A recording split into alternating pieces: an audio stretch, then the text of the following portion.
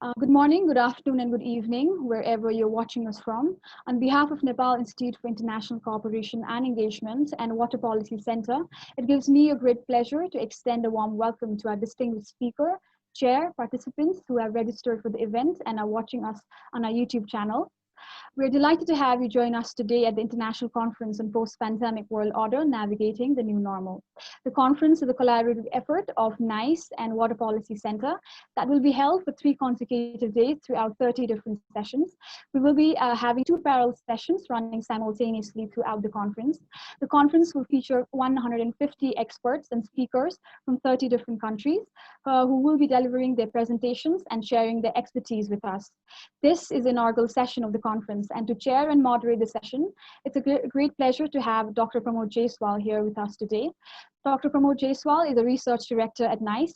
He specializes in China and South Asia and has done an extensive work on Chinese foreign policy, China's South Asia policy, and China's ambitious Belt and Road Initiative.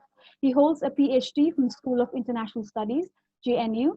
Dr. Jaiswal is a senior fellow at Institute of Peace and Conflict Studies, New Delhi, and has also been working as a visiting faculty at different universities of Nepal and China.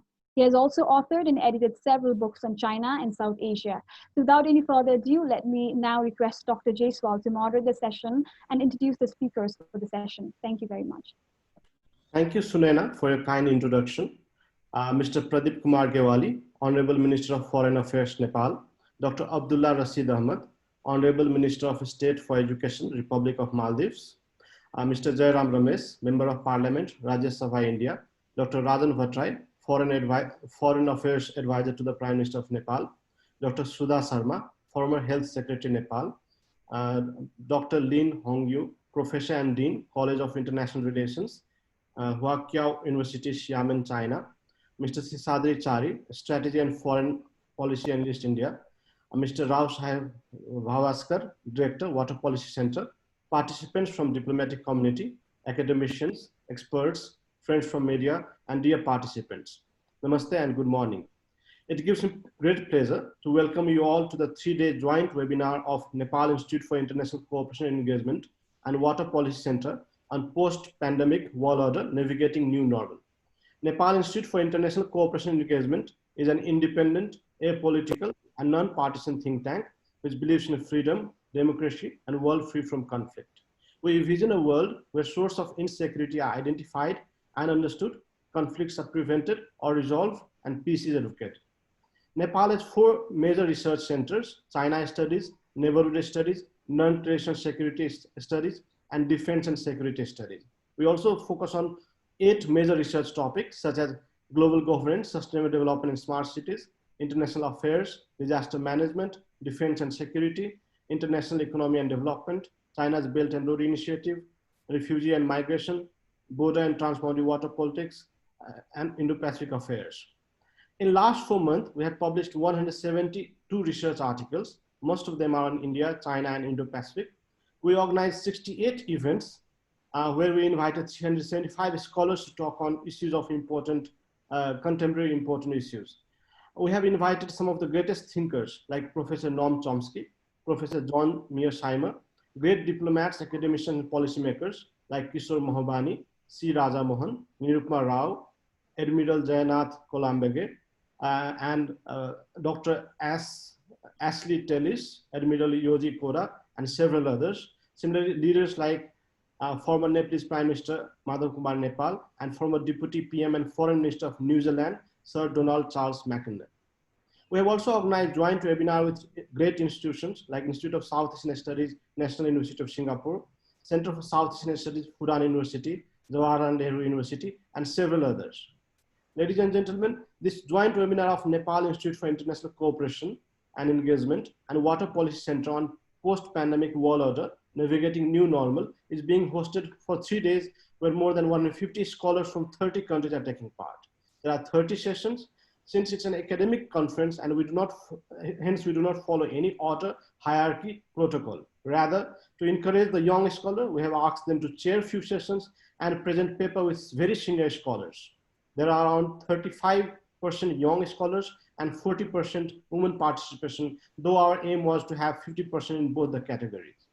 Ladies and gentlemen, it is a known fact that COVID-19 will have huge impact globally. Surprisingly, the most developed, advanced, and economically powerful countries are most affected. In this context, in the next 3 days, we'll be having deliberation on the impact of COVID-19 on world order, health, education, economy, international relations, gender, media, and several other issues. I'd like to welcome our distinguished guests, scholars, participants at the inaugural session of the conference and thank them for their kind presence. In order to have the inaugural remark, I would like to invite Honourable Foreign Minister of Nepal, Mr. Pradeep Kumar Gyawali. Mr. Pradeep Kumar Gyawali assumed office as a Minister of Foreign Affairs to Nepal in March 2018. Previously, he has served as Minister of Culture, Tourism and Civil Aviation. He had played a significant role during the peace process of Nepal. Honourable Minister, the floor is yours. Thank you. Thank you, Dr. Pramod. Excellencies, Member of Parliaments, eminent scholars, distinguished participants, very good morning and namaskar. It is a great pleasure to join this topical and interesting discussion on post-pandemic world order. I'd like to congratulate Nepal Institute for International Cooperation and Engagement and Water Policy Center for assembling a stellar list of scholars for the region and beyond, from the region and beyond to deliberate on the consequences of COVID-19. I am also encouraged by seeing a retinue of young scholars participating in the discussion. They are the ones who will lead and shape our future. These young people will have to live with the decisions that we take today and deal the consequences thereafter. I believe your deliberations will help to understand the challenges and opportunities ahead to us and inform policymakers. I am sure this will stimulate a constructive deliberation on a topic that everyone is keen to understand and debate about. Having said that, let me make a brief remark on COVID-19 and its consequences in terms of the old affairs. The current COVID-19 crisis has been regarded as the most serious threat the humanity as a whole has faced ever since the end of World War II. As we navigate through this crisis to the best of our abilities, this is difficult to predict what the long-term impact of the pandemic will be. We do not know how long this crisis will last, nor do we know how this pandemic will be ended. We are seeing some rays of hope on the horizon through recent news of progress in the research and developments of the vaccines. Let's hope the vaccine trials will be successful and the product will be evenly available to all the people across the world. This pandemic has put governments around the world under tremendous strain. It has disrupted the usual modus operandi of work and service delivery. It has exposed the inequalities within and among the countries and societies. It has also exposed the vulnerabilities of societies where governments are retreated from delivery of vital social services such as healthcare. On top of that, wheel of economy has been interrupted with markets and industries closed. The long-term impact on the economy due to the pandemic is yet to be ascertained. Major economies of the world have undergone contraction. As the crisis prolongs, the economic costs will be higher. Governments will need to find ways to deal with the impact long after pandemic is over. Schools have been shut. Hospitals and healthcare systems have been overloaded. Borders have been sealed. International trade has been interrupted. Unemployment has risen, and the gap between the rich and the poor has been widened. These are just a few instances of how our lives have been affected by the crisis. The progress made in the Sustainable Development Goals risk backsliding, and the crisis has disproportionate impact on the poor countries and peoples. While the pandemic has posed critical challenges ahead to us, every crisis brings opportunities with it. Pandemic has been a time of fear, but it will certainly allow us to reflect and contemplate on our priorities. It has already intensified the bond of family, taking care of the elderly, and the value of cooperation and support. At the same time, the pandemic has also exposed the vulnerabilities of humankind and fragility of globalization, the benefits of which, until recently, we took for granted, such as international travel, recreation, and global distribution of goods and services. The pandemic has forced us to look back to the basics and reflect upon the limitations of progress.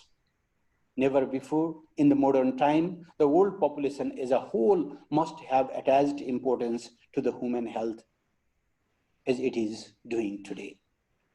In the midst of ongoing crisis, it is still not clear how the post-pandemic world order will be like. However, broadly, we must see it through the challenges and opportunities that it may produce as we go on. We have seen in the annals of history that every large-scale crisis has been a turning point for a new beginning.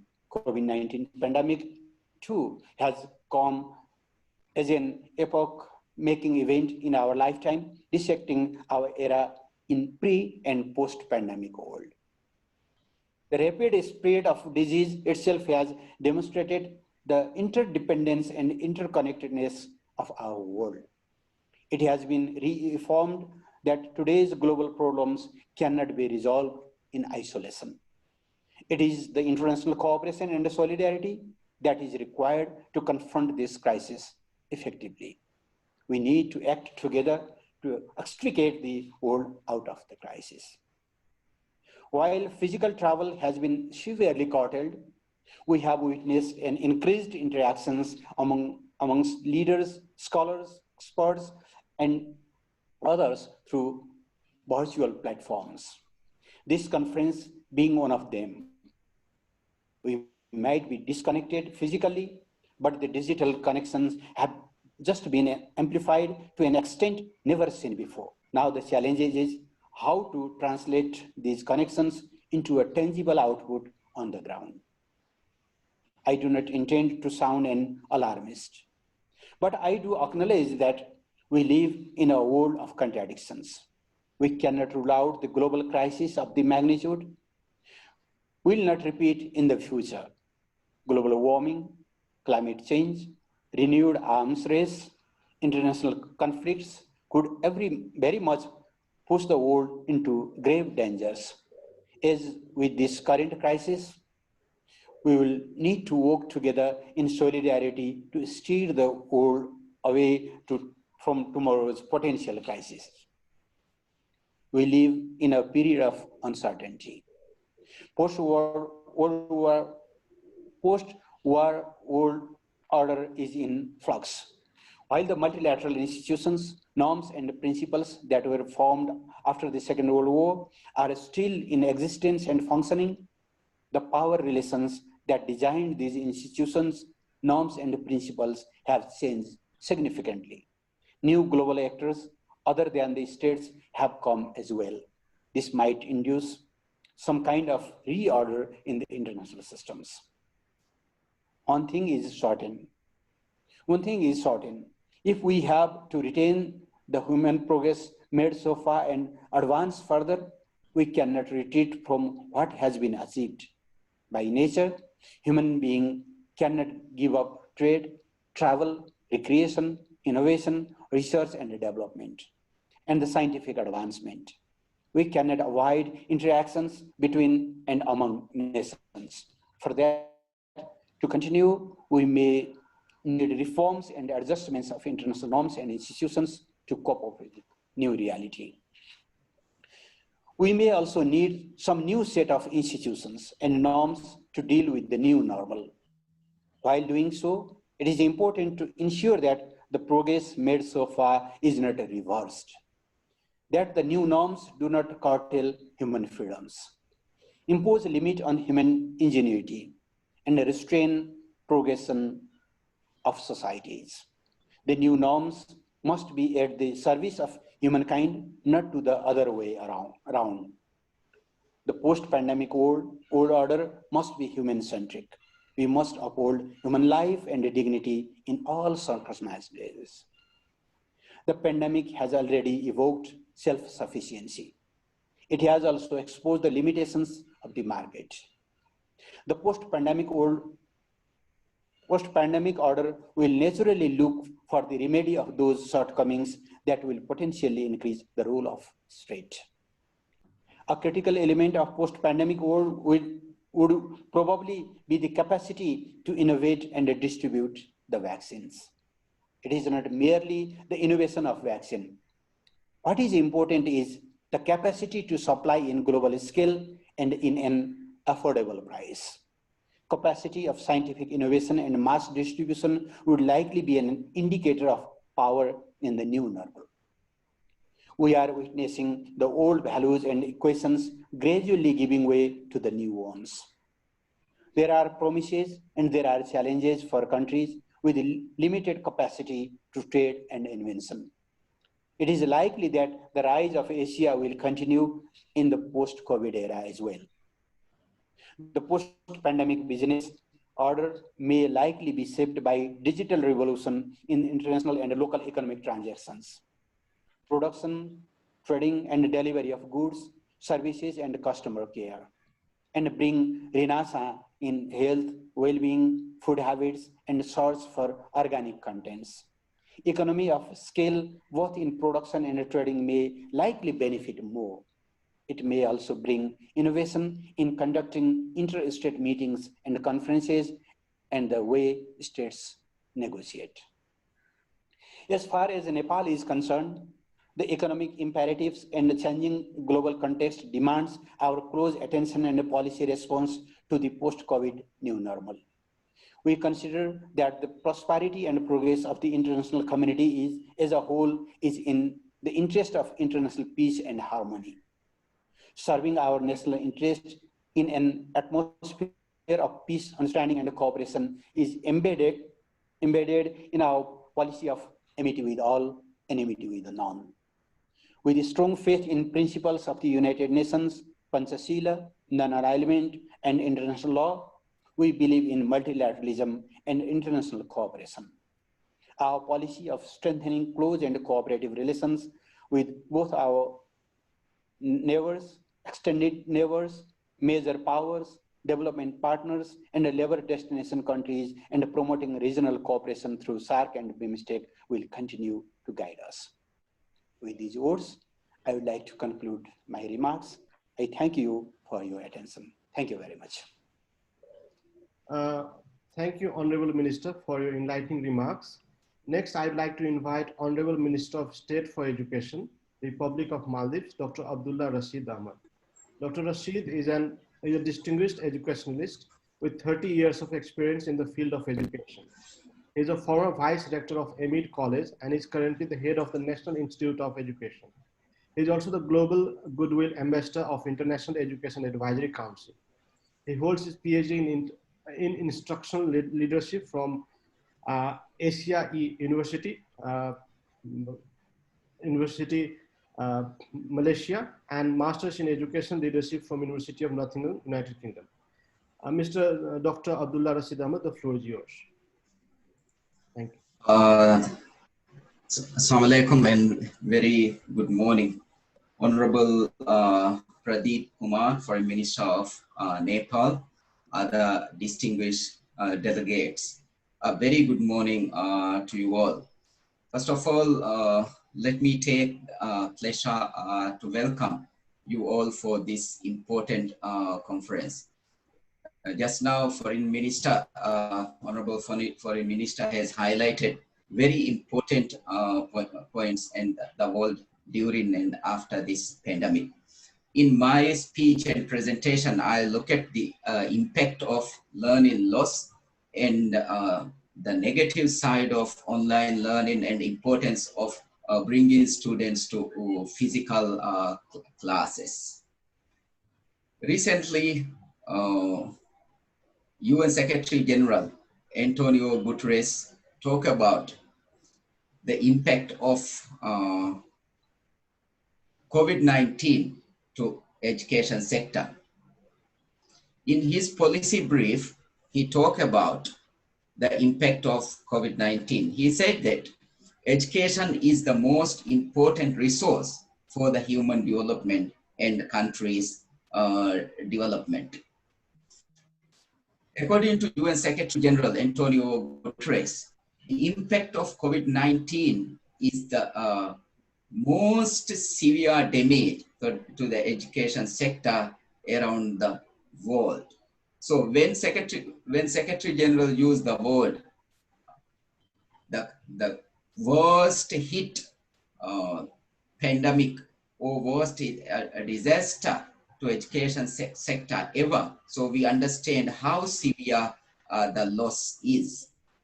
So because of this, Secretary General said the impact of COVID-19 is a catastrophe, which impact will be there for generations. So it's not only the current generation which is affected by the COVID-19. So the impact will be there for generations. As we know, if anything, we are unable to develop the present students, the impact will be there for future generation, because students of current generation will be the tomorrow's leaders, teachers, and policy makers. So if their potential is not developed up to the maximum potential of them, definitely they would not be fully prepared to mold the future generations. So he called upon very important points for governments and policymakers, educational leaders.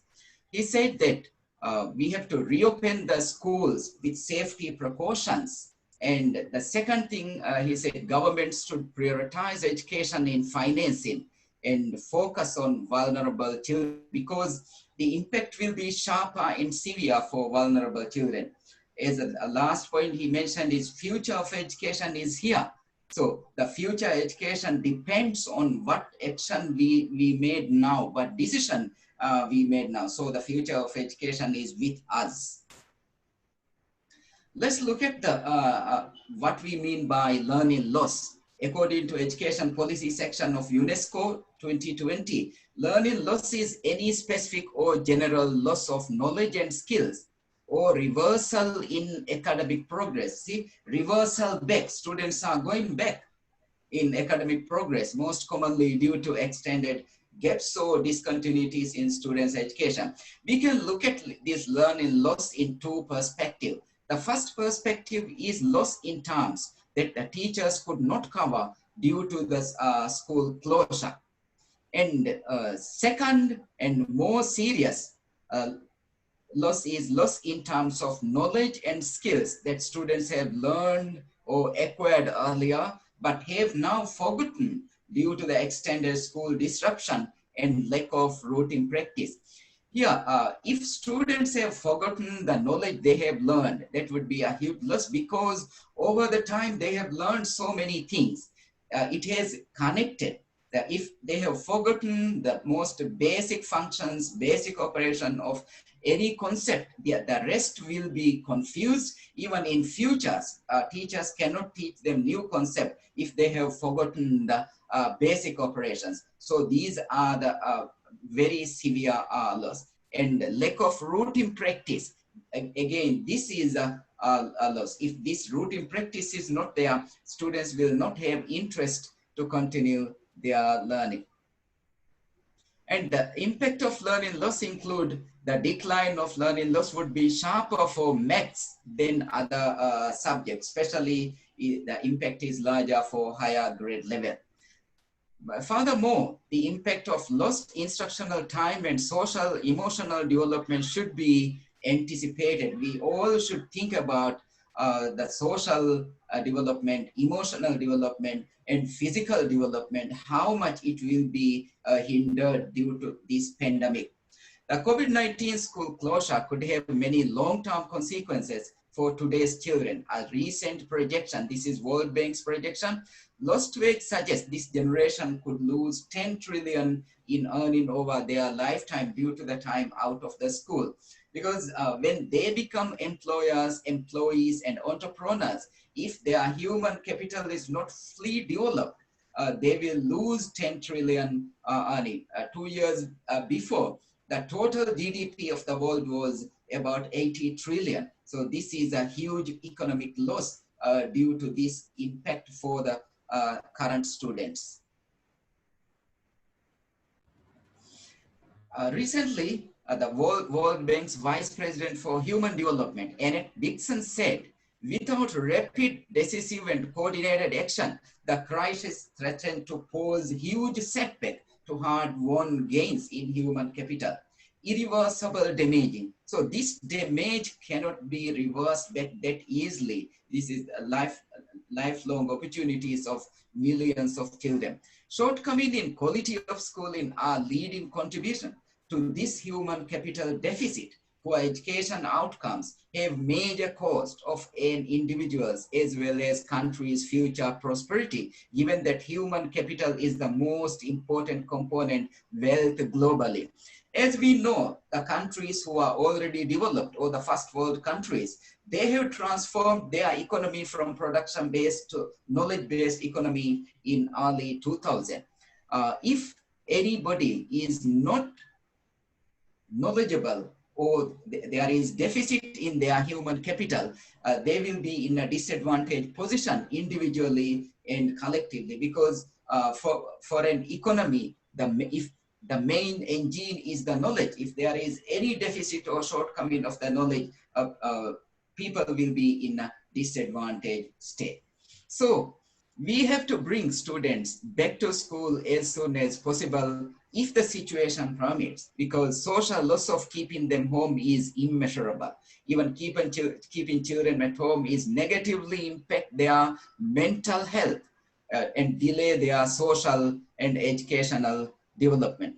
Recently, all the chief medical officers of United Kingdom, they call upon policymakers and school leaders to bring back students to school.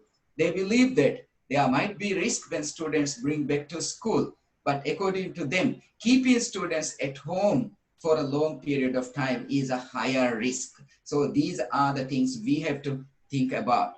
A study published in April in Journal of American Medical Association Pediatrics found that children in China in grade 2 to 6 experience higher rates of depression and anxiety while in lockdown.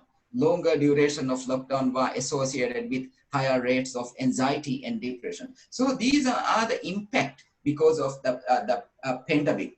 Now, in some countries, school closure is longer. Even in the Maldives, in the capital, right now, schools are closed and we are teaching the students through online and through TV. However, the rest of the country in the island schools are opened.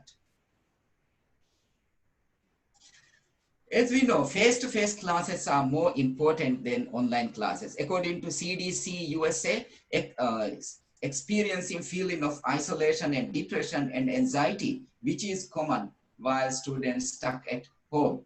Spending greater amount of time online can also intensify feeling of loneliness, agitation, anger, and despair. The digital classrooms can be boring, stressful, or distracting for kids. Therefore, we cannot 100% depend on online learning. So physical classes are very important. Older children and teens are really missing their friends and their independence. Teens are struggling with lack of social connection more than any other group. Importance of social interaction, we have to take note because social interaction plays an important role in learning and has proven to be quite effective in peer learning and reciprocal teaching and behavior modeling. Such forms of collaborative learning and cooperative learning are more optimal way to help people to learn because we all know that how much we are happy when we are learning together, working together through discussions, through professional argument. Apart from this, the social cognitive theory is a theoretical perspective in which learning by observing others and interacting with others are crucial. So we know the importance of face-to-face class. When students return back, we have to be ready to recover the learning loss. According to Cambridge Assessment International, schools should do the following thing. The first thing is identifying the gaps. How can we identify the learning loss and gaps? That is through diagnostic assessments or diagnostic tests to check how much different students lose what they have learned. After identifying the gaps, the next thing is address the gaps, that is remediation. We have to provide remedial programs before we continue new teaching. After remediation program, we have to measure the progress, how much students progress. In order to do this, teachers should adopt the teaching. In order to adapt teaching, Cambridge website has resources like videos, ready-made quizzes, worksheets, and detailed lesson plans. There is school supporter, but this is really for the teachers who are following Cambridge syllabus. But there are free resources which are available from the Cambridge website. So we have to ensure that return back is better. In other countries, learning loss has been experienced during summer. At the beginning of the summer, students are here. At the end of summer, students reach here. But this is not, we are not generalizing, but different students, the impact will be different. To combat COVID-19, more than 180 countries mandated temporary school closure, leaving nearly 1.6 billion children and youth out of school. So 5 months of school closure could result in loss of 0.6 years of school, just the quality. So that's all I want to share with you all. Thank you everyone for listening me and watching this presentation. And thanks for the organizers for organizing this wonderful conference. It's a pleasure to share what I feel and what I have searched from different researchers from different countries. I wish you all a very good day. Thank you. Thank you, Minister Dr. Abdulla Rasheed Ahmed, for your remarks. Honorable Foreign Minister of Nepal, Mr. Pradeep Kumar Gyawali, has to leave for other appointments, so he'll be leaving in a while. Thank you, sir, for your time. And we'll continue the deliberation, and we'll send you all the video recordings and the report of this conference to you so that you can follow it. We have this conference for 3 days, so we'll be following you with the details. Thank you, sir. Thank you once again. May I now request Mr. Jairam Ramesh, Member of Parliament, Rajyasabha, India, for his remarks. Mr. Jairam Ramesh is a senior leader of Indian National Congress and is an Indian economist. He was a Member of Parliament, the Rajyasabha, the upper house to the Parliament of India from the state of Andhra Pradesh from 2004 to 2014.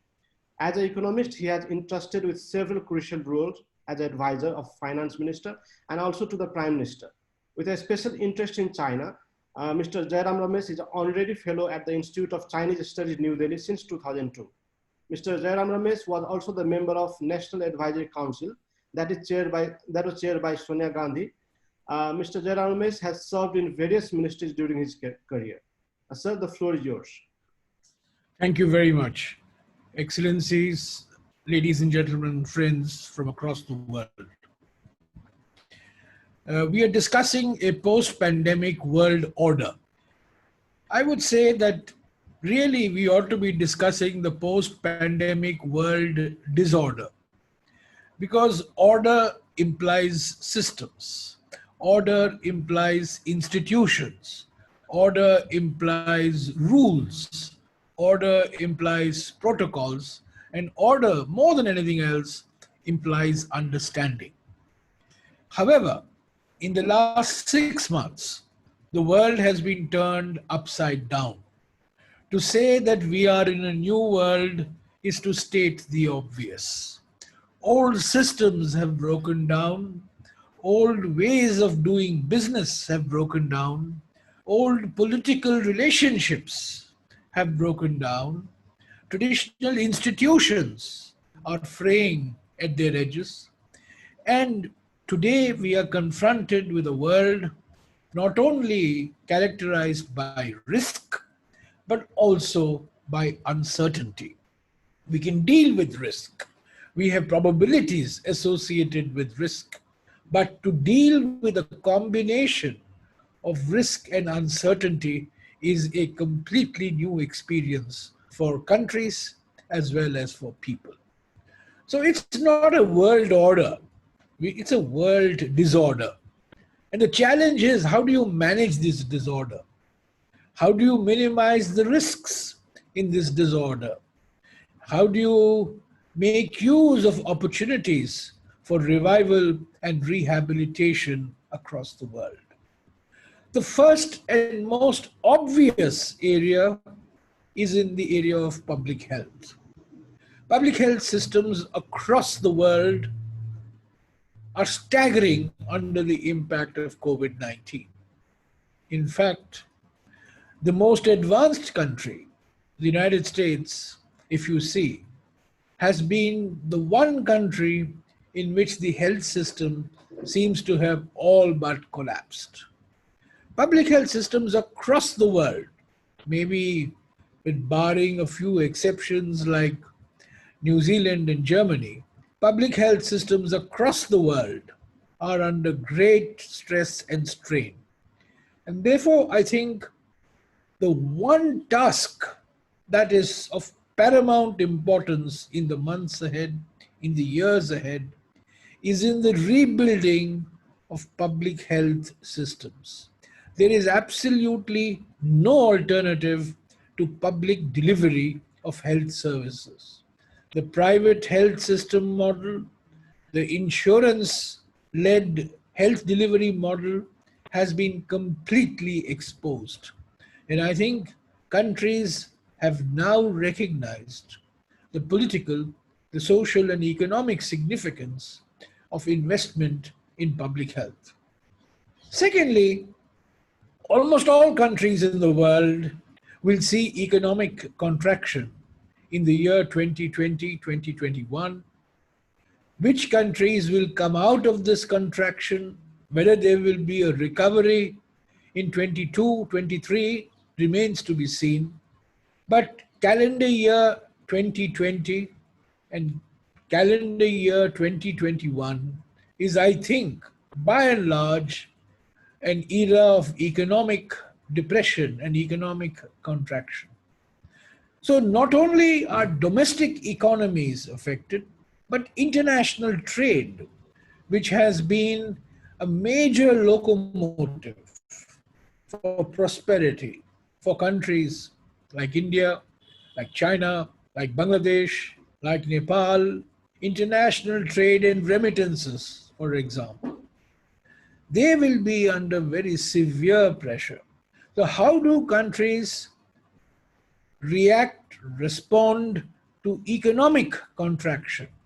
And what systems of social security they will put in place in order to protect the interests of vulnerable sections of society. Local migrants, for example, workers in the informal sector, workers in the unorganized sector. These are all questions that are assuming, that have always been important, but I think they are assuming special significance.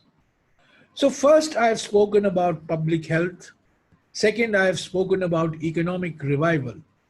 Third, let me say that this COVID-19 crisis, the other dimension to this crisis is environment, is the environmental crisis. For long, the ecological balance has been disturbed by man's actions. Global warming, of course, is a manifestation of human-induced climate change. We are, as we all know and acknowledge, are in the Anthropocene.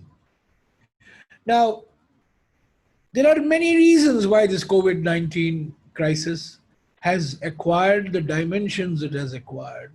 But I think everybody is agreed that the root cause was the existence of wet markets.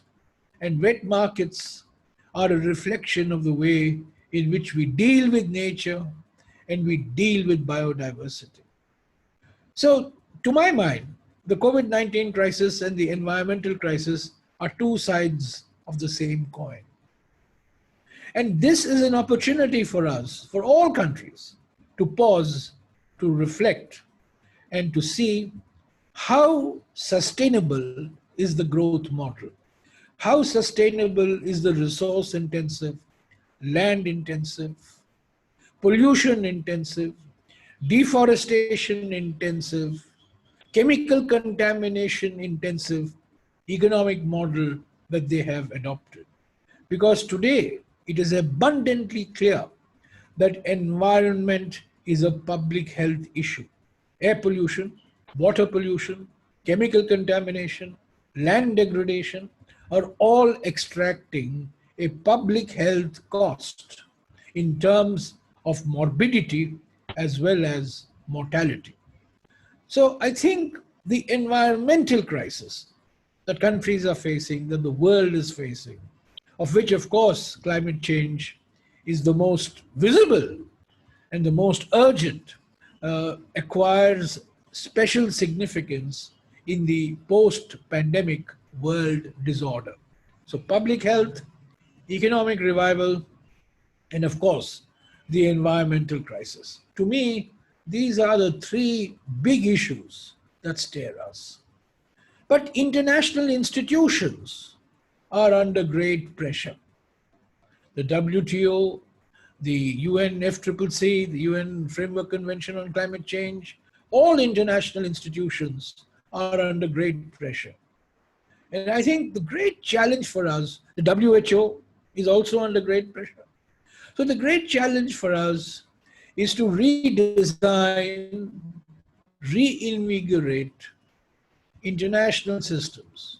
When I say international systems, they could be regional institutions, they could be global institutions, they could be bilateral, they could be plurilateral, they could be multilateral institutions.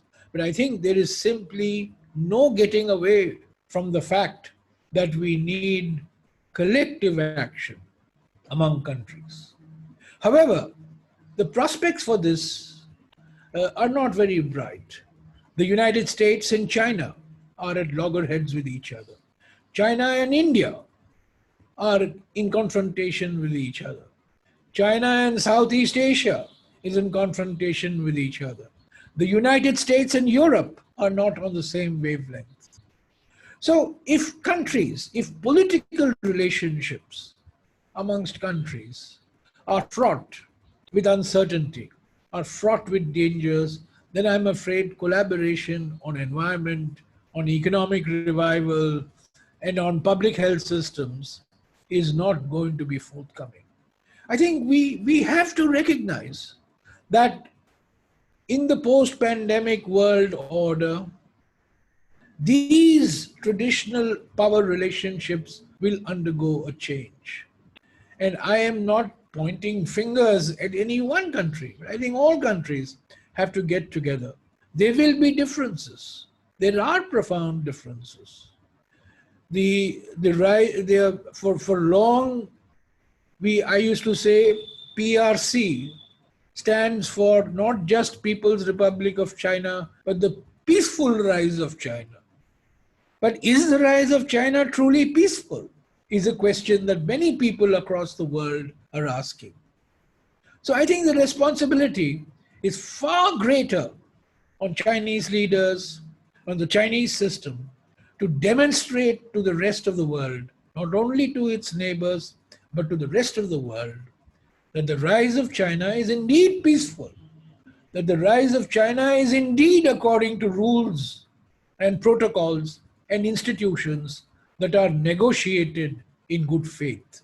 So I think there's going to be a lot of confidence building measures that will be required by all countries, but I think it would be a special responsibility that would devolve on China by virtue of its position politically and economically. So to summarize, therefore, let me say that this is not a world order, it's a world disorder. The world is changing dramatically. Inequalities will rise. Uncertainty and risk characterize political and economic relationships and transactions. And I think the challenge for all of us is to understand what the dimensions of these change are and see how best we can minimize the risk and uncertainty. 100 years ago, we had the Spanish flu epidemic. Over 40 million people died across the world. It was a traumatic event in 1918, 1919. In the Indian subcontinent alone, about 15 million people died. But somehow, when I read back, I find the current crisis fundamentally different than the 1918, 1919 crisis. The world got out of that crisis pretty quickly. It understood the crisis and got out of it. Here, we are still trying to understand the nature, the dimensions, and the ramifications of COVID-19. Scientific understanding itself is still in an embryonic stage. So I think we have to wait and watch. The next year particularly is going to be very difficult for countries across the world.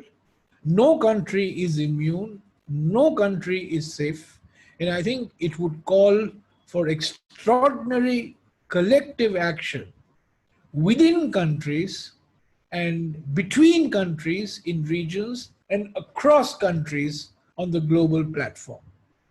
So let me thank the Nepal Institute and the organizers of the interaction. The fact that we are having this interaction itself is a reflection of the world, of a different world that we are living in.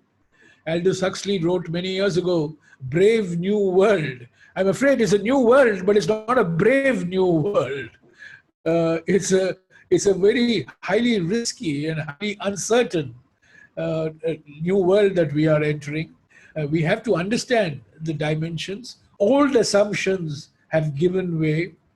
Old models of globalization may not have great relevance in the new environment. So let me once again thank the organizers for giving me this opportunity for sharing some thoughts with you at this truly extraordinary moment of human history, which we are still coming to terms with, still trying to grapple with, still trying to understand. Thank you very much. Thank you, Mr. Jairam Ramesh, for interesting observation. May I now call upon Dr. Rajan Bhattarai. Dr. Rajan Bhattarai is the Foreign Affairs Advisor to Right Honourable Prime Minister KP Sharma Oli.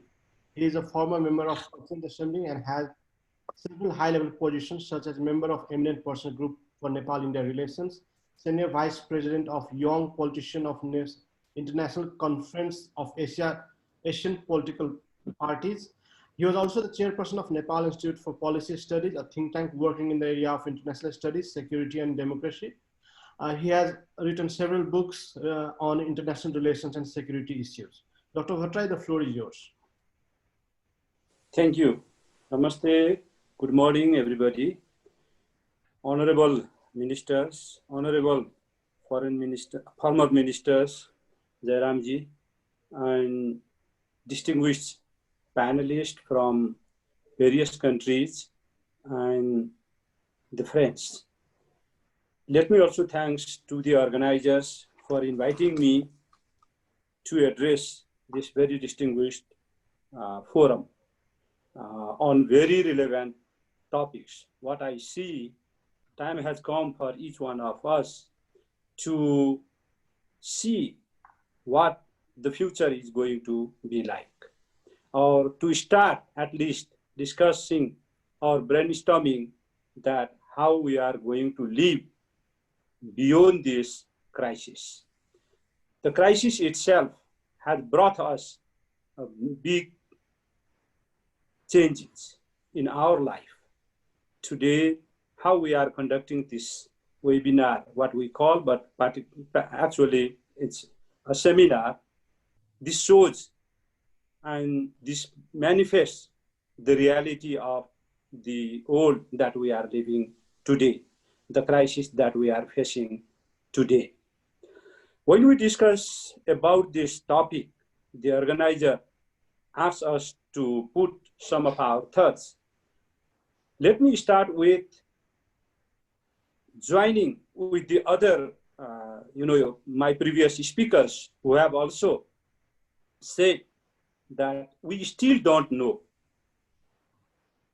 how to predict the post-pandemic world order or the post-pandemic world scenario, because the intensity of the pandemic, its impact, we still cannot, or each and every country still cannot predict very concretely in a very clear way, because the nature of this virus that we have seen in different countries experiences, even they say they've been able to control, some of the countries declare eradication, but again, it has emerged and it has been emerging.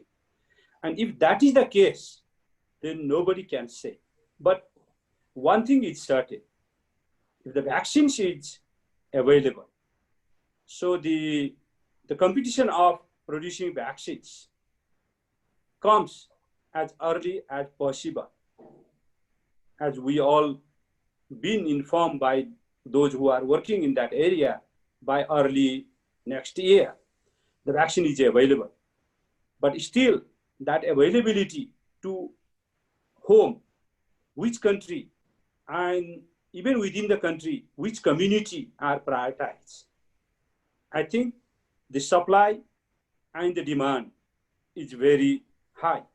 And in that scenario, even vaccine is produced by the end of this year, still the accessibility of the vaccine to all the human beings, those who are required to get it, it is still not very clear. In that sense, what we can say, accessibility, availability, and accessibility, if both are in the possible scenario, still we are not certain that the vaccine is ready, now we can get it. If that is the case, still we can predict, or we can say, okay, the intensity of the pandemic or the impact of the pandemic will be like this. So in that case, when we discuss post-pandemic, I think before going to post-pandemic, let me briefly say something about the pre-pandemic world where we were living. If we go back, those scenarios where we were living, where we were heading, and what are the area the pandemic basically, impacted or negatively impacted. If we can see that, and then we can also assume or we can predict what will be the future or the post-pandemic scenario. I think the pre-pandemic, if we discuss about it, we all know that the world we were living was more globalized, it was more interdependent, there was a process of regionalism, very intensive regional country, intensively regional countries are coming together. The interdependency and the mobility of the human beings because of the technological development, accessibility of the transports, the migration, and at the same time, the education, availability of the education, healthcare. In that way, as we used to say, the world has become a virtual village. When we are facing this in all those areas, the pandemic have affected, apart from international trade and also from the international investment. So the flow of FDI, flow of international trade, how will it impact, and what are the economists And the investors, they are looking the priority areas still not been clear. But one thing is clear is that in all these areas, the pandemic have affected. It has a tremendous negative impact on each and every country. And when we see this, obviously, these areas are going to be impacted. So the one scenario we can say, the countries are becoming more inward looking. Countries are becoming more isolationist, or to some extent, they are focusing on their domestic issues rather than becoming more global or regional or bilateral type of coordination and cooperation.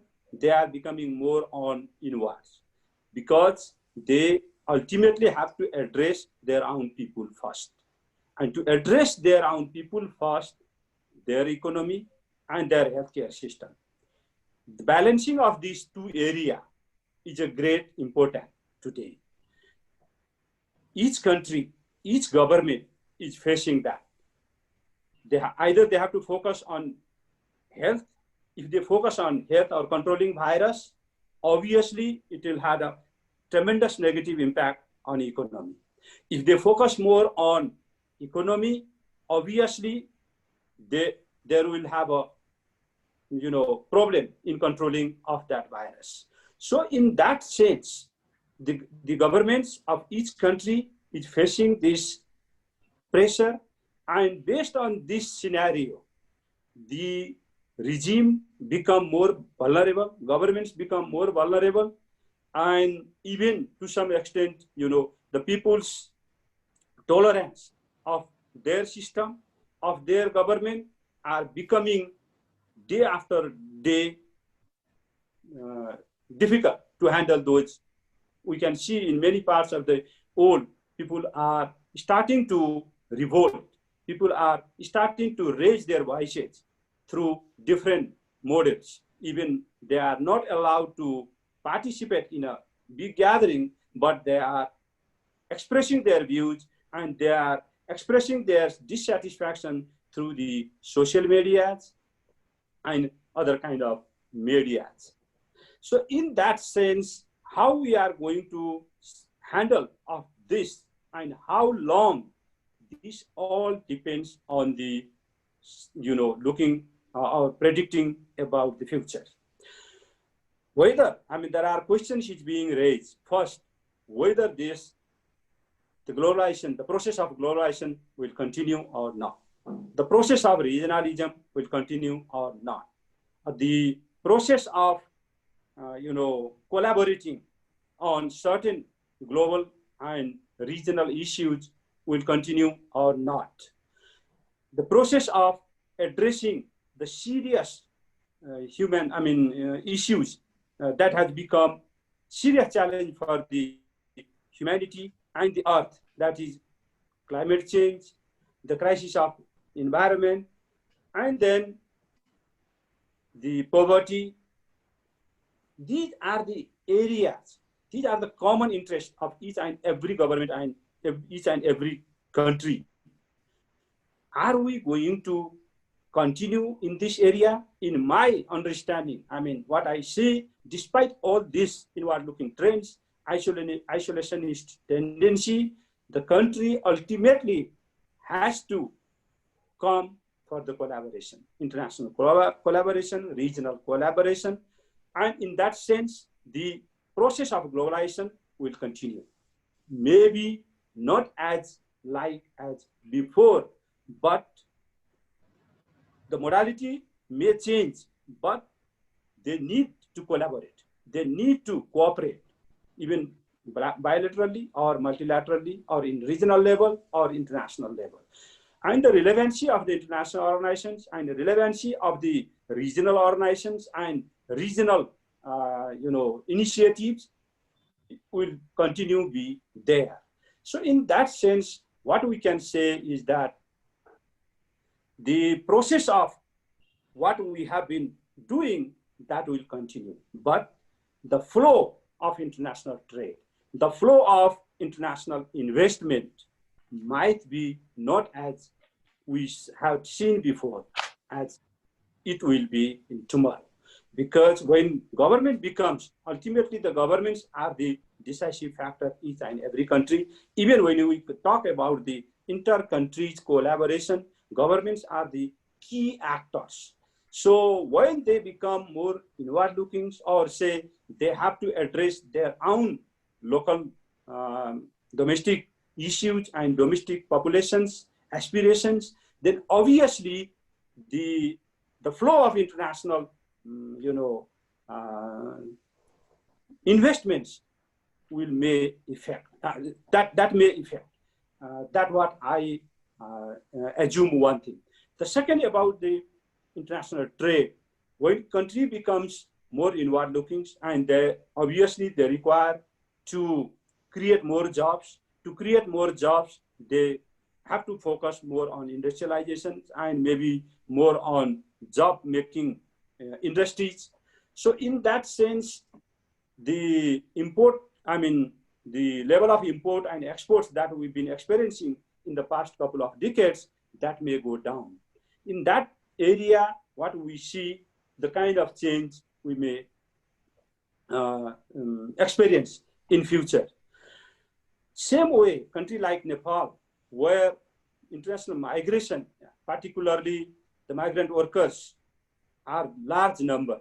Nepal, in this region, particularly with Bangladesh, India, Sri Lanka, Pakistan, these are the countries. We are the labor sending countries. And the demand of laborers in this region, particularly in the Middle East and Korea, Malaysia, we don't know exactly what will be the impact. So far, we have not seen that much serious effect on this area, but still, these are the very unpredictable scenario. And so if that is going to be negatively impacted, and then obviously we will face another challenges that is, I don't know how we are going to handle, because the goals each and every country today is to focus more on eradicating the poverty, uplifting the people's life. And they've been elected for that. And if their economy is going to be particularly impacted because of the lack of remittances and international investments, and even going to be impacted on international trade, these countries' vulnerability will grow.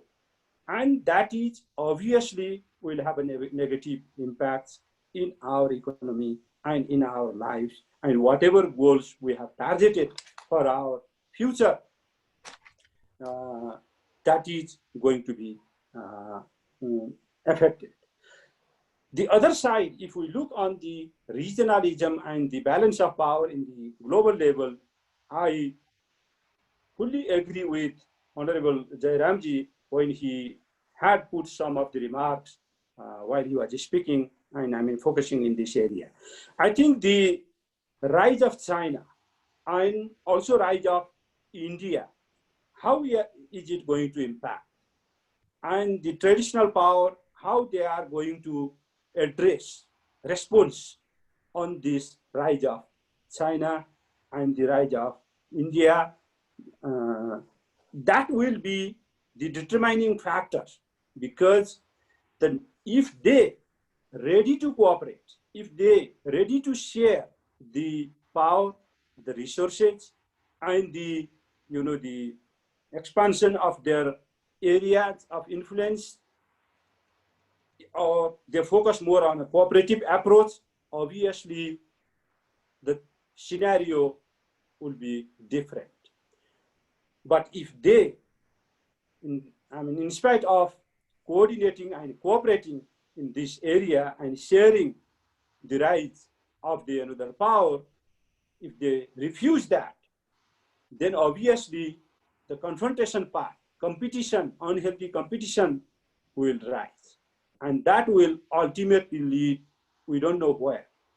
So if we go in the past centuries, each and every power, the dominating power, they were, they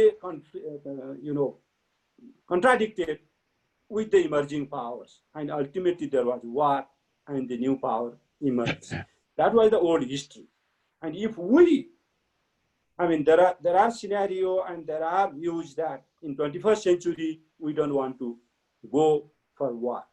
And war is not the favorable thing for the human beings. In 21st century civilizations. So the peace and peaceful environment, that would be greatly benefited by each and every human being in today's world. Why don't we go for that?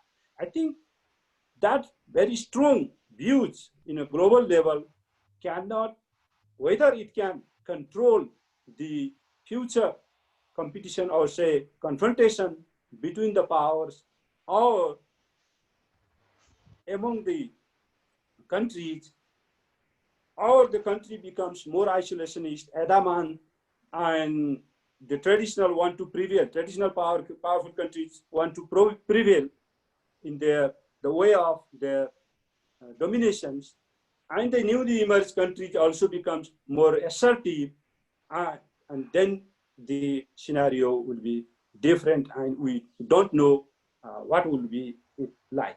So in that way, how we see the future of Asia, still we are optimistic that the shifting power from the Atlantic to the Pacific and rise of Asia will continue. And in that way, what I personally see is that the rise of China, rise of India, and their peaceful coexistence will be required, and that will be the great wish of the human beings. And at the same time, the role that has been traditionally played by US and Europe, and maybe to some extent some other, Russia and some other countries. I think what sometimes our leaders say, the earth has given us enough space to share the resources and to share and to play the role. Each one of us, they have a sufficient way of playing their own role. If that is the case and that is the scenario, I always wish for that, and I see more towards that directions, and that will be the more likely scenario, and that has to be the likely scenario. Let me conclude with thanking the organizer, especially Pramodji, for your efforts and your organizational arrangement for this seminar. And with these words, I greatly benefited from the views expressed by our honorable foreign ministers and state minister from Maldives, and Jairam ji from former minister from India, and other panelists. And I'm looking forward to listen the other distinguished panelists' views. With these words, I thank you. Thank you. Namaste. Thank you, Dr. Bhattarai, for comprehensive presentation. May I now request Dr. Sudha Sharma to make her remarks. Dr. Sudha Sharma was trained as an obstetrician and gynecologist in India, UK, and Nepal. After extensive practice experience in the specialty, she moved on to a career in management and governance as the director of maternity hospital in Kathmandu and secretary at Ministry of Health and Population, Nepal. She is a fellow of the Royal College of Obstetrician and Gynecologists, UK, and she has served as a chief of health and nutrition program in UNICEF, Tanzania, for 5 years. She joined CIWEC Hospital in 2018 as the director of surgical service, primarily responsible for enhancing surgical care at the hospital. Dr. Sharma, the floor is yours.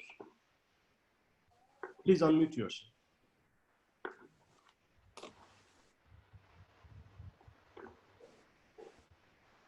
Thank you very much. Namaskar and good morning, everyone. Honourable Minister, distinguished colleagues, and all the delegates who are connected to this conference online. Thank you all for having me this morning.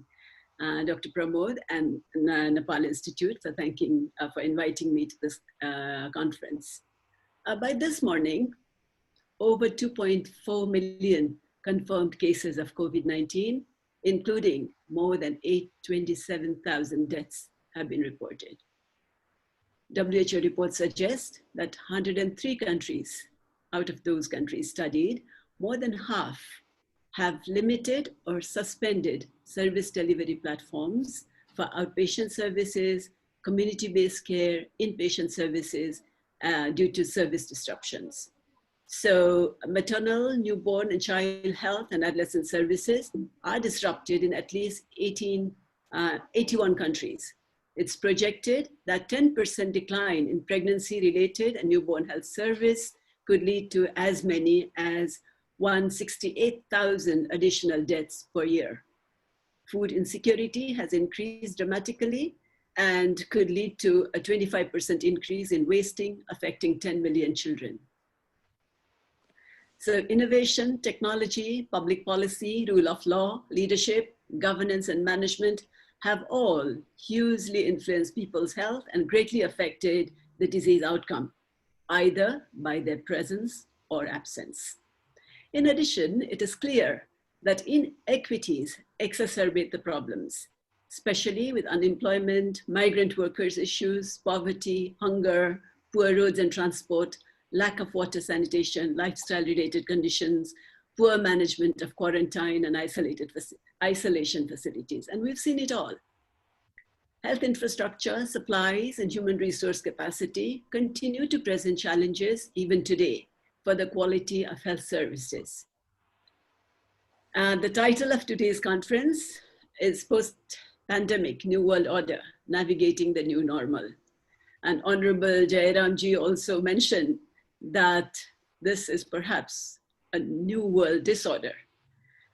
For me, when I was trying to think, what am I going to say in this meeting? I was trying to visualize the new world order, the new normal. And I was thinking, what does it look like? So I thought, okay, in many countries, political crisis, resurgence of nationalism, resource constraints and discrimination, unfortunately, they seem to be the new normal.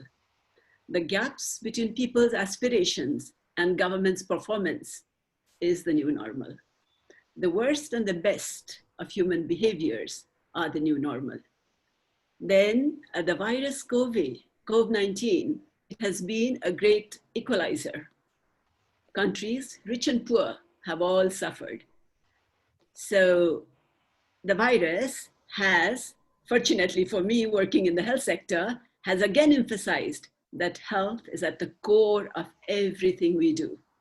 We have experienced this globally in multiple ways over the last 8 months or so. So looking towards the future, how do we prepare ourselves?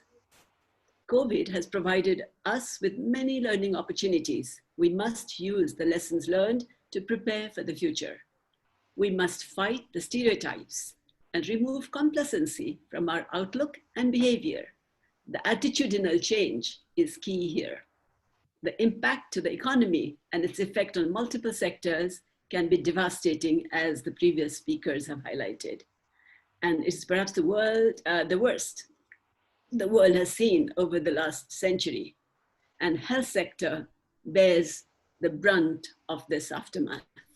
We therefore need to plan carefully, prioritize well, and utilize our resources efficiently and effectively.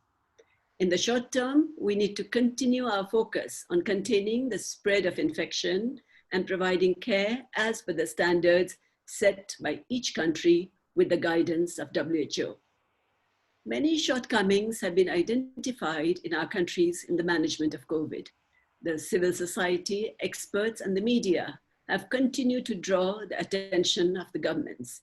The crisis continues, and we must do our best to overcome the shortcomings. In the longer term, it looks like the virus is here to stay. We may get the vaccine by early to mid next year, but immunizing the whole target population will not be a simple feat. Issues like herd immunity, we really need to consider, do all the population need immunization? And the vaccine requirement will need to be critically analyzed. Governments must plan in advance in full collaboration with international and national partners, including the private sector. Many countries in Southeast Asia are also prone to natural disasters, as we are seeing currently in Nepal, India, Bangladesh, Pakistan, and all our neighboring countries also. Landslides and other forms of epidemics. Dengue is one of them. And we have the unfinished business of the Millennium Development Goals: high maternal, newborn, and child mortality, HIV, TB, and malaria. But we also have additional burden of non-communicable disease, which now seems to be really prominent because the complications of COVID has been more in people who have the non-communicable diseases. Mental health issues are again coming up to the forefront, malnutrition, among others. So women and people with disabilities and other forms of vulnerability need special attention, especially in times of epidemics and natural disasters. They are prone to disease, violence, which we have seen, unfortunately, increased work burden, and including substance abuse. It is likely that our progress towards the Sustainable Development Goals will also slow down, which makes it imperative that we prioritize our actions and focus on critical issues. Many national and international experiences have taught us that the range of services provided at the lowest level of care must be expanded, especially in terms of human resource with adequate capacity, so that people do not have to come all the way up to the big hospitals. The transports were disrupted, service quality suffered everywhere. The advantage of this will be eventually ensure that the referral hospitals can provide specialized service of high quality and focus on research and training. And how do we maintain high quality?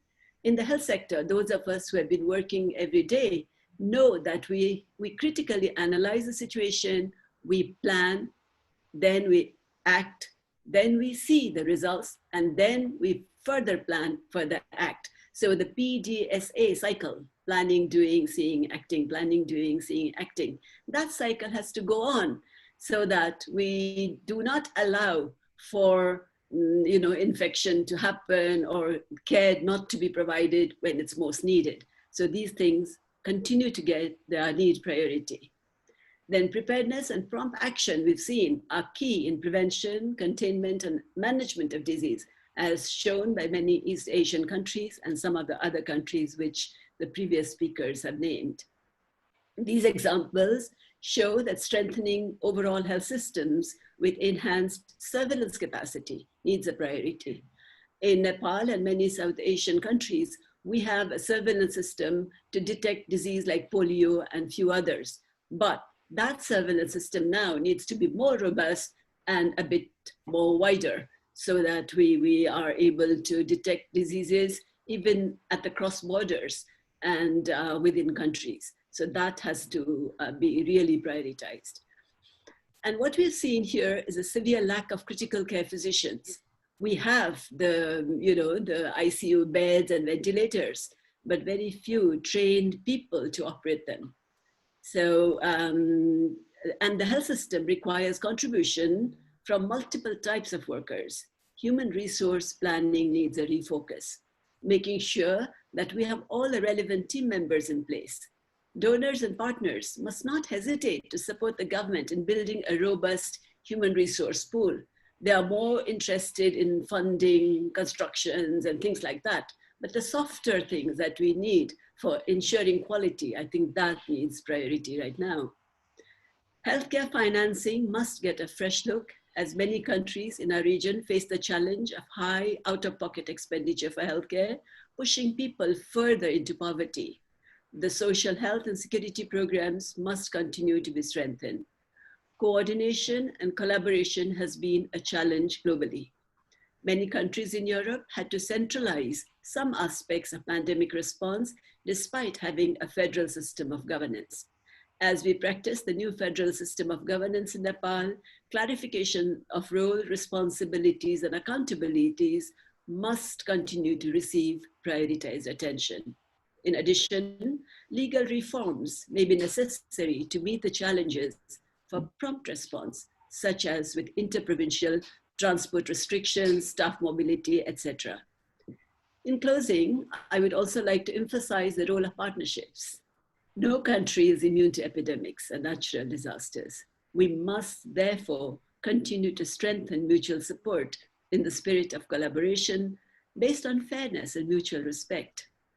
Technology, research, and innovation must be used as global public goods. Among other things, it's now more clear than ever that coronavirus can spread with such speed that it can potentially overwhelm and ultimately shut down a healthcare system. But COVID or any other virus which may emerge later in future, the challenge remains the same, and we should prepare ourselves to rise up to that challenge. And there is a role for each one of us, the national and subnational governments, development partners, private sectors, academia and professional organization, the media, our leaders and citizens at large. Let's play our part in the fight against the pandemic, ensuring safety for all now and in the future. I wish for all success to this conference, and I would like to greet once again the hundreds of people who are connected to this conference and to the panelists, distinguished panelists who are here. Thank you all so much, and thank you Nepal Institute for giving me this opportunity to share my thoughts. Thank you so much. Thank you, Dr. Sharma, for your thoughts. The next speaker is Professor Lin Hongyu. Professor Lin Hongyu is the Dean of College of International Relations at HuaQiao University, China. He is a standing counselor of China Association for International Studies, Senior Fellow of China Pacific Studies Academy, and one of the distinguished scholar of Peking Social Science Theory Studies. Professor Lin earned his PhD degree from Peking University and was a visiting scholar at HuaQiao Institution at Stanford University and director of Department of International Politics at China University of International Relations. He specialized in the studies of Sino-US relations, IPE, big powers, gaming, and international security, and has published several books, including Political Analysis of American Presidential Election 2017, General Studies of BRICS, Rise of China and World Governance, Rise of China and International System, Review of China National Security in 2012, Methodology of International Study in 2016. Professor Lin, the floor is yours. Okay, thank you, Chair. First of all, thanks for the Director Bawaskar invite me to join this very important and very interesting conference hosted by the NICE and WPC. I think it's very important to more communicate, especially in this difficult time. We all know the world is knocked down by the pandemic. So I think more and more we need more opportunity to communicate with each other across the country, focus on the such topic just we discussed this morning. So I think I'm very thanks having this good opportunity to share and to learn many information and many messages from this conference. And before my remark, I think I will briefly introduce some information of my institution. And I come from the College of International Relations at HuaQiao University in China, which is the leading institution focusing on the international relationship and the One Belt One Road initiative studies international securities in Southeast China. And my college located in Xiamen, is a very beautiful coastal city in China, in Fujian province. So welcome everybody to have chance to visit my college.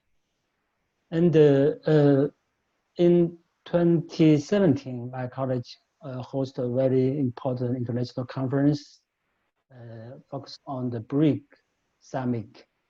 We college hosted the international think tank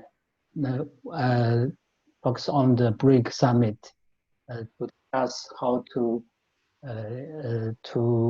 improve the relationship between the developing country, especially focus on the sustainable development and international relations and international securities. And the former foreign minister of China, Mr. Li Zhaoxing, is the honorable dean of my college. So it's my great honor to join this conference this morning. And secondly, I think the topic of this conference is very meaningful. It's very important. Just as we know, the COVID-19 pandemic is the huge disaster, or it's the biggest event since the last 100 years. And although it's a peaceful event, but I think it's have more influential than the war. So I think we need more discussion to discuss the impact of this pandemic, such as this topic we will talk about post-pandemic world order and the new normal. I think the two key words of this topic is very wonderful. One is order, and the other is normal. I think it means in current situation, is out of order, or is disorder, and we need new normal to recover, to return to the normal life, to the normal international relationship. So I think this topic is very, very wonderful and meaningful. And my field, I study is focused on the major power, especially focus on the Sino-US relations. So I think I will make very briefing my opinion on the impact of pandemic on the major power relationship. I think that since the outbreak of the pandemic, the relationship between major power have very great changes. And the major power relationship face very tough challenges. We all know today, the major power play a very important role in the world to keep the world sustainable, keep the world peace. And the major power have more responsibility to keep the peace of the world. But influenced by the pandemic, we know many major power relationship have faced many tough challenges. For example, I mentioned the Sino-US relations is the special example. We face very, very big challenge influenced by the pandemic. We know last year, relationship between China and US is not good before. But we only have conflict in the field of trade, of international trade, and something focused on the economic. But when the pandemic break, the US-China relationship become more tough because we come into another sensitive field, such as political, such as security issues. So I think the Sino-US relationship, current Sino-US relationship, is facing very, very big challenges. So, so many scholars describe the current Sino-US relationship as new Cold War, or another we call free fall, just like to describe the scenario of the current Sino-US relationship. I think it's very, very difficult. We need more how to say, we need more time or need more to do something to fix the foreign relationship now. Another major power relationship is the US and Russia. I think this relationship also face another challenges. We know before the 2018, the US-Russia relationships is is the traditional confrontation caused by the traditional crisis issues such as Ukraine crisis, other the traditional security issue to impose on the US-Russian relationship. But after the pandemic break, US-Russia relationship have chance to cool down on the traditional threat.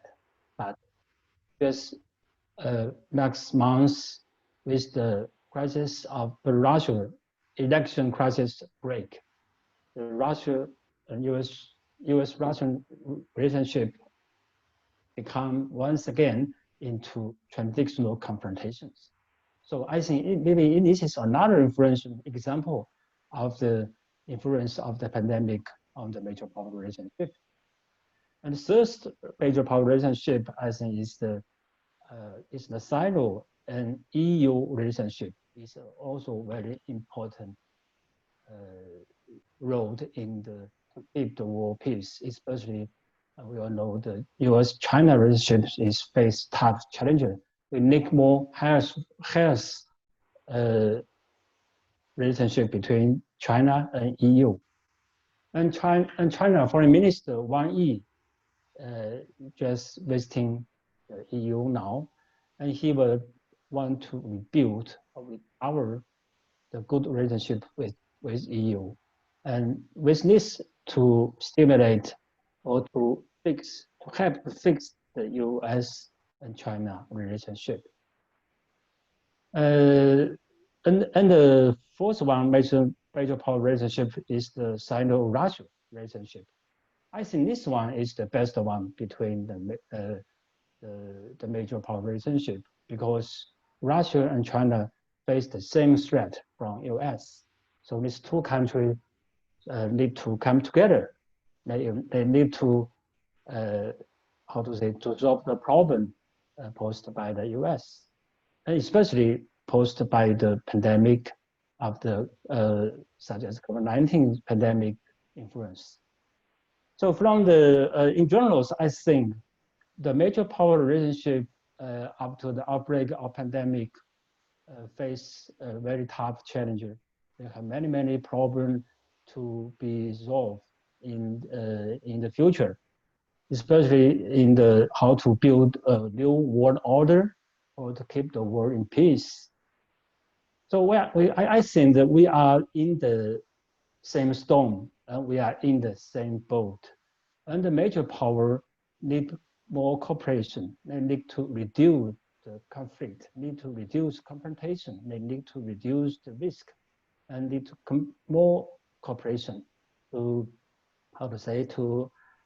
in many fields, such as the vaccine research, and how to prevent the disease spreading and many things. Because we are in the same storm, and this storm is I think is the largest storm since the last 100 years. So the major power, from the perspective of major power relationship, I think is influential by the pandemic. And that's the one I think I want to say is we just all know today the U.S. presidential election is coming to the last scenario. We just know the DNC, RNC, it just finished last week, and Trump will fight for his re-election, and election politics will play very special influence on the world politics focus on especially on the how to anti the pandemic, how to solve, how to prevent the pandemic preventing politicalizing or weaponize the issues. So we think paid more attention on how to have a good health major relationship in the future. Okay, that's my remark. Thank you. Thank you all. Thank you again.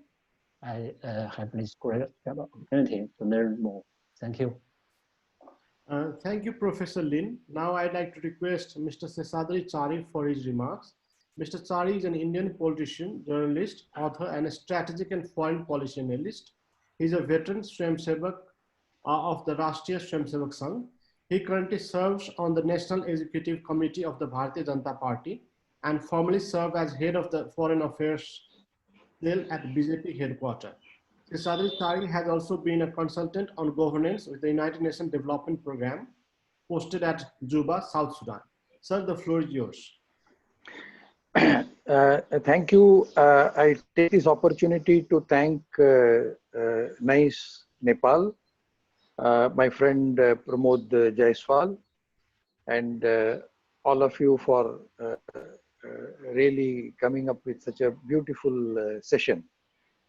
The world order, post-pandemic world order is what we are all discussing. And I'm sure this is not the first seminar on this subject. There are going to be a number of other seminars also on the same subject. As we all know, the earlier speakers have also pointed out, when we talk of world order is not a structured institutional mechanism. It is actually what we can say is the say a collection or the recognition of the strength of a nation or a collection of nations, a group of nations. Now, United Nations represents the world order. So, what actually determines the strength of a nation? What actually determines the strength of, say, institutions like United Nations? The strength of a nation has not been a defined structure which has always said that this is what determines the strength of the nation. It has been changing over the past centuries. If you look at the history of 2 centuries back, it was the extent of geography that one would hold. The greater the geography that you hold, the greater is your strength. I mean, what we call the colonial past. The colonialism determined what would be the strength. So we had the colonies of the France, the French colony, the Dutch colony, the British, the French. So the colonies, they determine the world order. So the greater geography that you possess, more countries that are under your control, that determine the world order. That determine the strength of that particular country. So the British used to say that sun never sets in on the British Empire.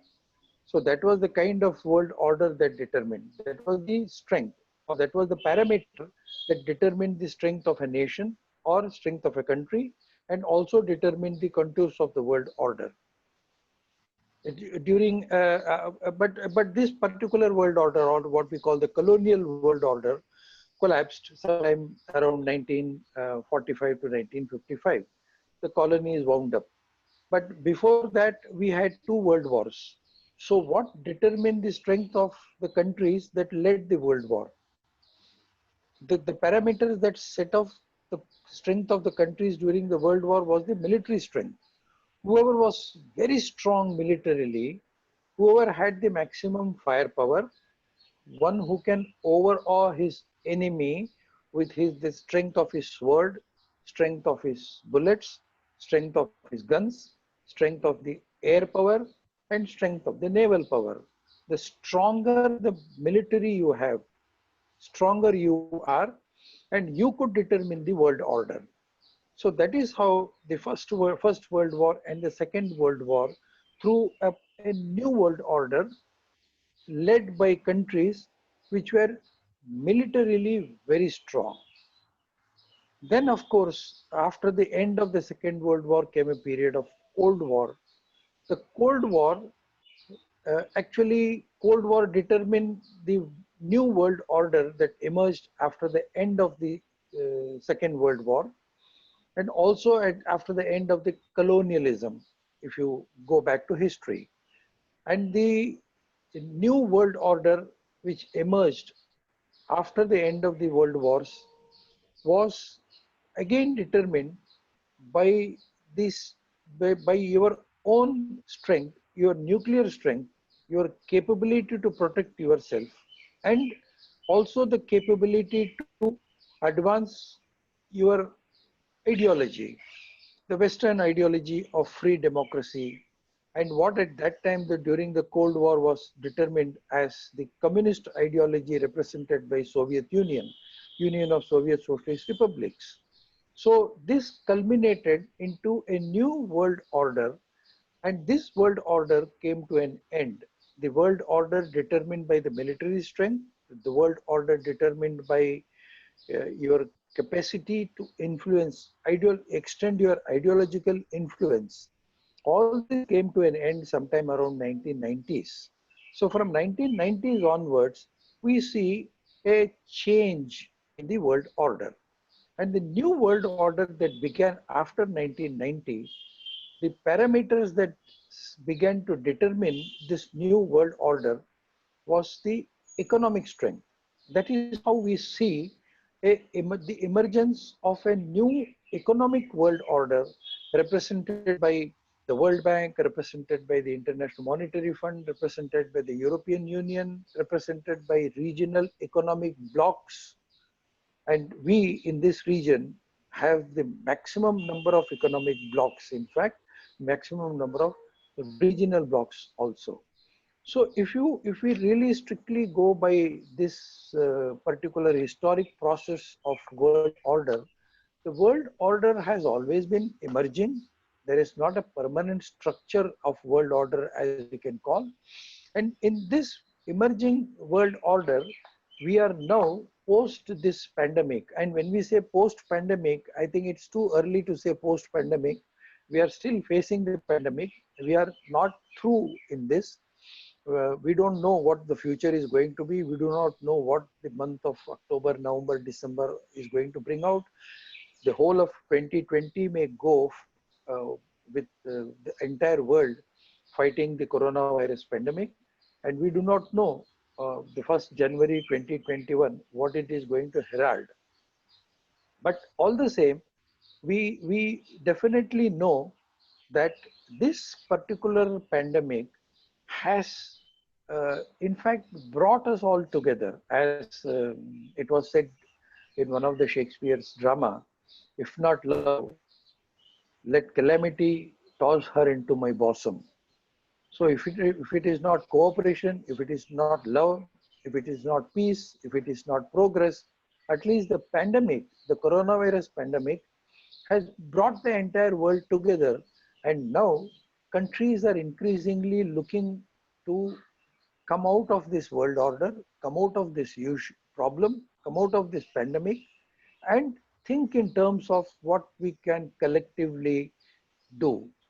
So I think the new world order, in the new world order, one country or one nation or one region or one institution may not necessarily decide the future of the world. It is going to be a global collective leadership. What is going to be determined, the future of the world order or the future of the world countries probably would be determined by collective leadership. Now, when we talk in terms of collective leadership, even this collective leadership order, which is now at present witnessed by all of us, has been challenged. For example, United Nations. Has United Nations been really be successful? Is the United Nations really representative of all the countries in the world? Probably not. I think this order will have to change. The very structure of United Nations probably will have to change. Regional organizations also would probably become members of the United Nations, and these regional organizations and these regional groups may probably decide the contours of the future dealings between one country and the other country. So what is going to determine the contours or the template of this collective global leadership? It's going to be cooperation, not conflict. It is going to be collective growth, not lopsided growth of one country or one institution.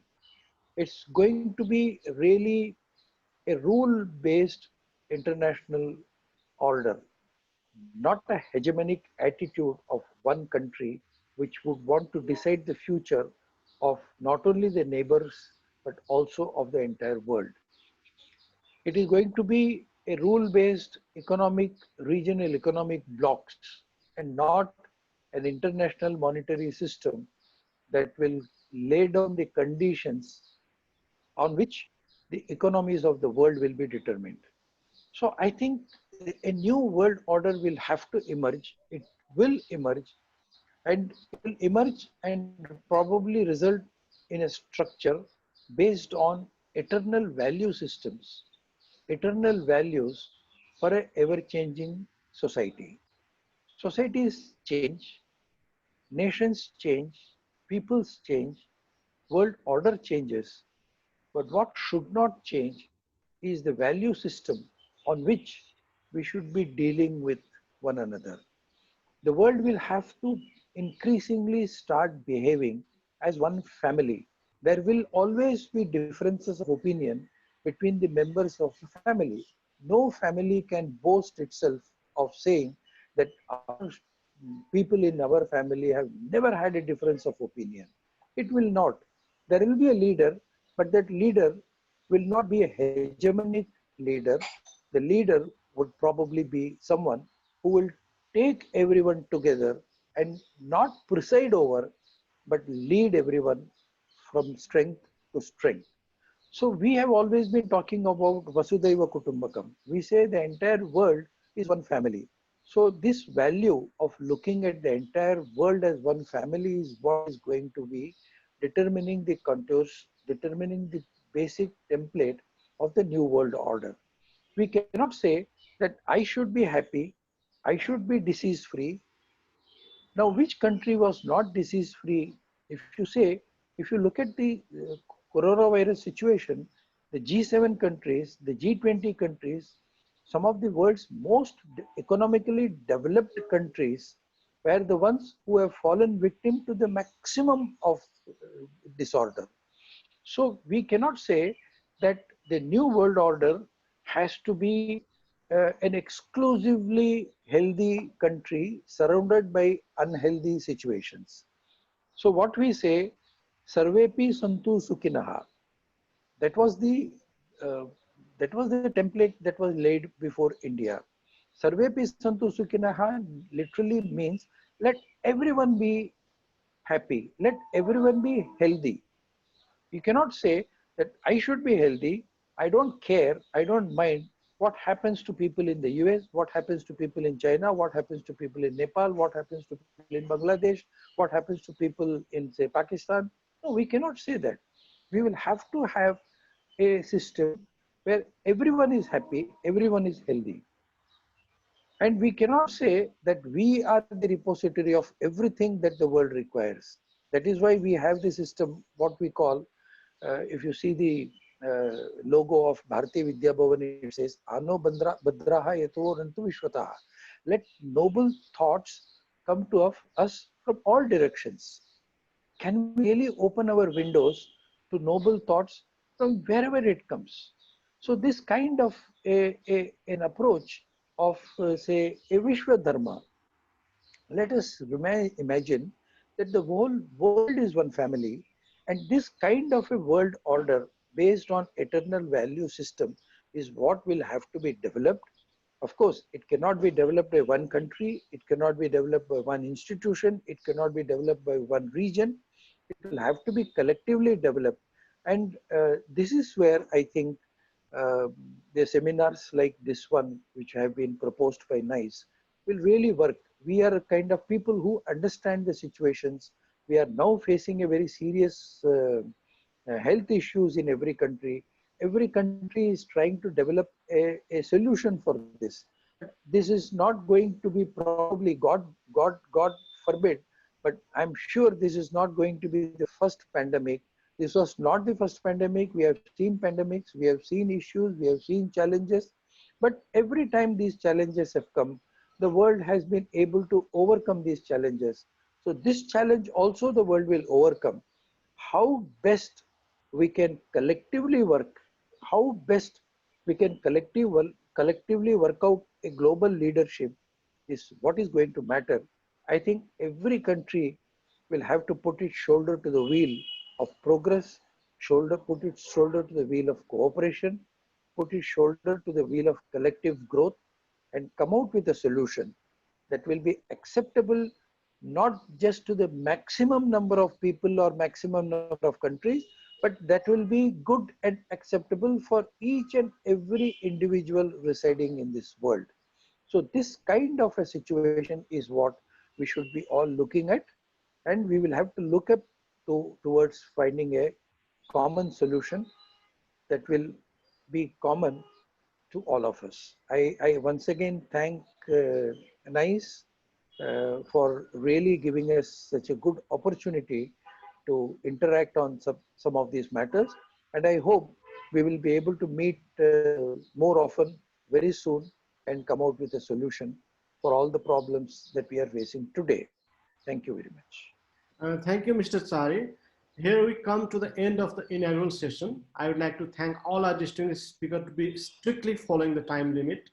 Since we have a huge number of speakers at the inaugural session, we do not have questions and answers.